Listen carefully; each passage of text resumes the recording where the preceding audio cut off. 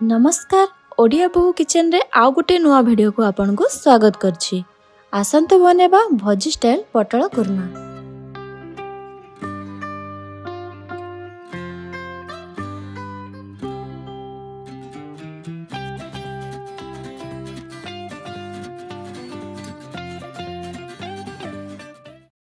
एथिपाई गोटे कटा हितवा बड़ पियाज, 2टी टमाटर प्यूरी, काजू बटा, अदा रसुण बटा और नड़िया रस नबा। एठी 10टी पटल को एमिति काटी दबा। कढ़ाई रे तेल दबा। तेल गरम हेबा परे पटल को पकाइबा।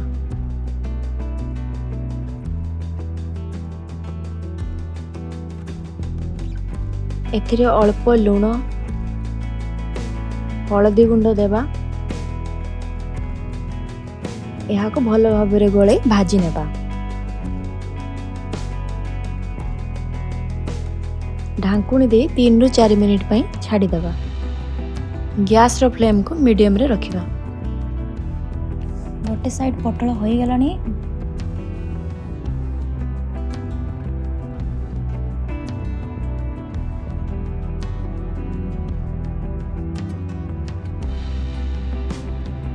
वर्तमान गोटे प्लेट को यहाँ काढ़ी नबा।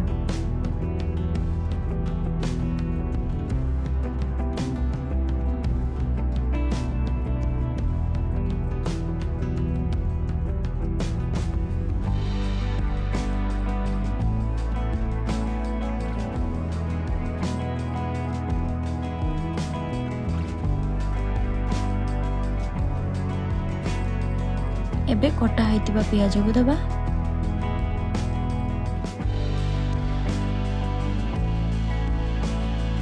यहाँ को भल भाव में गोल्डन ब्राउन हेबा पर्यंत फ्राए करवा।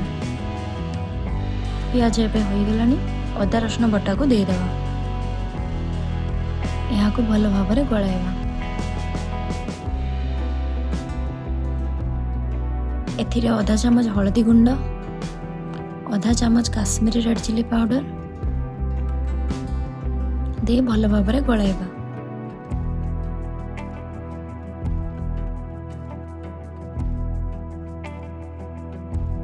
ढांकुणी दे गैस रो फ्लेम को लो रे रखिबा।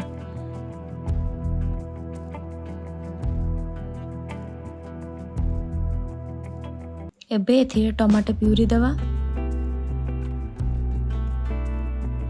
यहाँ को भल भाव में मिसाइबा।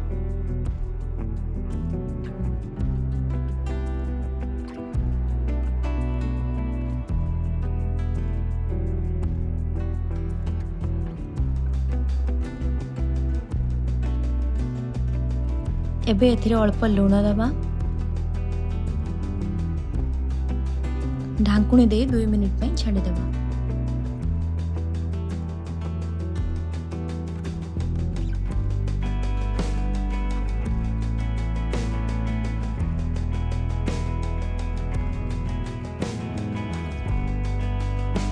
काजू बटा दबा। एबे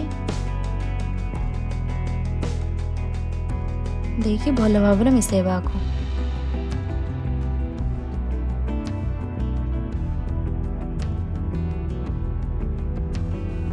एथिरे अल्प पानी दबा।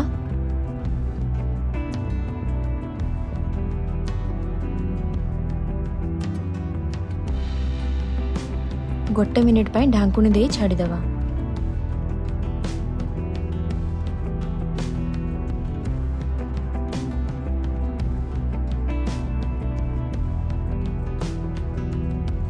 एबे एथिरे आधा चम्मच जीरा गुंड, आधा चम्मच धनिया गुंड, गोटे चम्मच करी पाउडर दे भल से मिसेबा।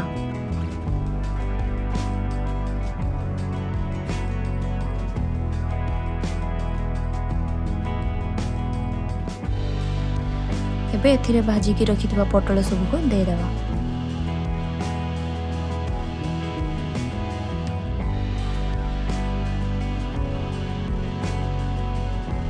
यहाँ को भल भाव में गलाइबा।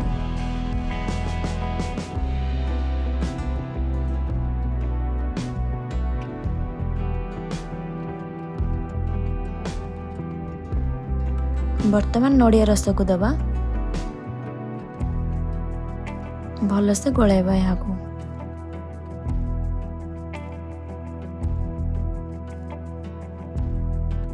ଢାଙ୍କୁଣୀ ଦେଇ 2 ରୁ 3 ମିନିଟ୍ ପାଇଁ ଛାଡ଼ିଦେବା।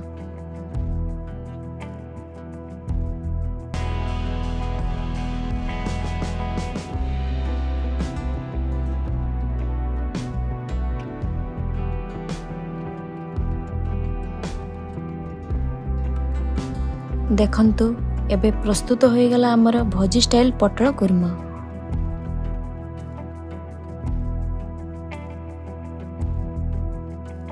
ଭିଡ଼ିଓଟି ପସନ୍ଦ ଆସିଥିଲେ ଲାଇକ୍, ସେୟାର ଏବଂ ସବସ୍କ୍ରାଇବ୍ କରନ୍ତୁ। ଘରେ ବନାନ୍ତୁ, ନିଜେ ଖାଆନ୍ତୁ ଓ ଅନ୍ୟମାନଙ୍କୁ ଖୁଆନ୍ତୁ ଏବଂ କମେଣ୍ଟ କରି ଜଣାନ୍ତୁ।